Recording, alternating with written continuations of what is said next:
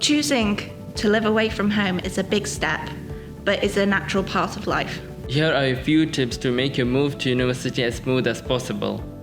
Firstly, look after yourself. Getting enough sleep and eating well are crucial, especially while you're studying. If you are worried about feeling homesickness, remember it's a normal part of moving away, which most students experience at some point. You can make it easier by making your room really personal space, making lots of effort to meet new people and joining clubs and societies. If you're struggling, it's important to talk to someone, even if it's a friend from back home, your parents, or a lecturer you confide in. Just talk. Have fun, you made it to uni. And you'll be here with a great bunch of people who want to make friends just as much as you do. Remember, there are so many opportunities at university, so it's your chance to try something new. So smile and put yourself out there.